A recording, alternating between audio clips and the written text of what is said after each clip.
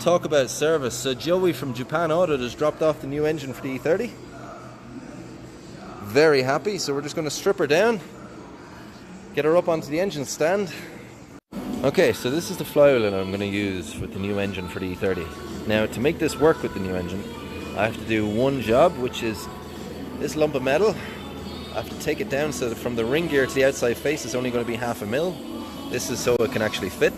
And in turn, it's lightening the flywheel. And then at the same time, we're going to resurface the front face where the clutch disc sits against. Good job. So there we go, there's the front face, re-skimmed. So that's the new surface that the clutch disc will bear on. Perfect.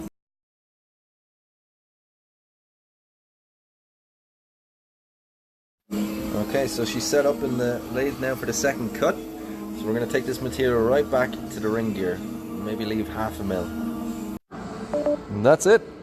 Done. Resurfaced and lightened. Speak of the devil, here's the wee engine.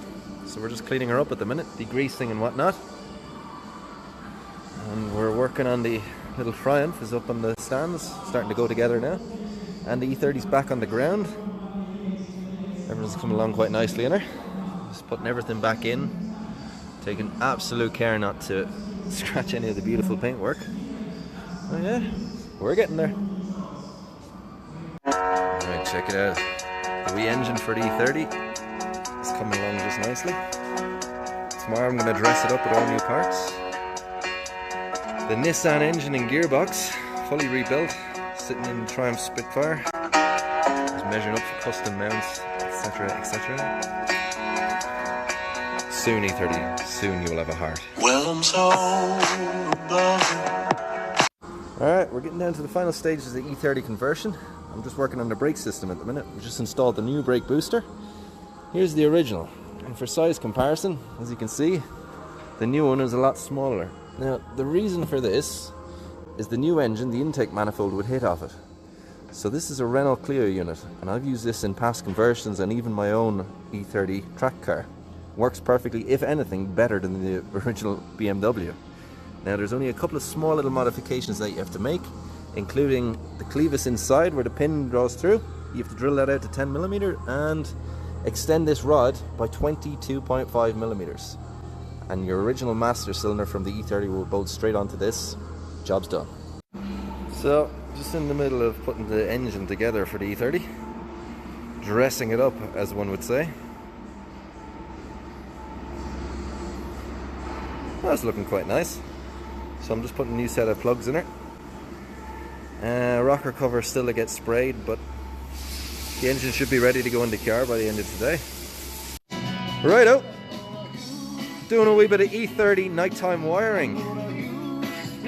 Well, basically everyone over there is buggered off making noise, so now I can concentrate and just get my work done.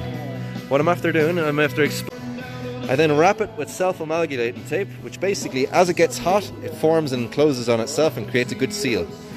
It's bloody good stuff. So once I'm happy, nothing else has to be changed, I'm then going to wrap it with this real good loom wrap. Silver, especially with the engine in, the radiator in and everything else. To be honest, she's not far off doing a good old burnout. Very happy. I just got my M5 engine mounts today. Means I can put this little lady in tomorrow.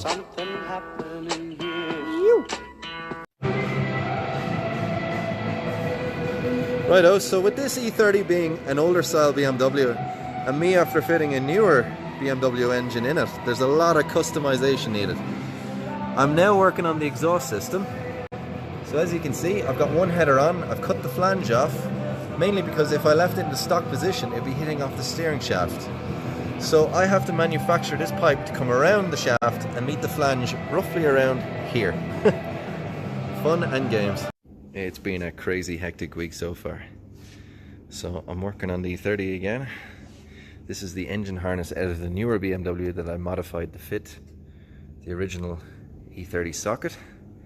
My idea was to make this conversion look like it came out of the BMW factory with this engine. And we're getting there. Still a lot to do, but getting there. Okay, we're underneath the BMW e30 at the minute, and I've just finished building the exhaust headers. As you can see, all the shiny bit is new. I had to do it to avoid the steering shaft, which goes straight up here. I also have to leave enough room engine side of things and the engine mount at the bottom. And the final piece of the puzzle was to position this flange in relation to this one so that the original exhaust system bolts straight up to it. It does, so my job is done with the exhaust. Woohoo! Just to show you what it looks like off the car, this is the header. Now, the original position this would have been somewhere around here. So obviously the steering shaft is here, that's why I had to bring it around the shaft and bring the flange over here.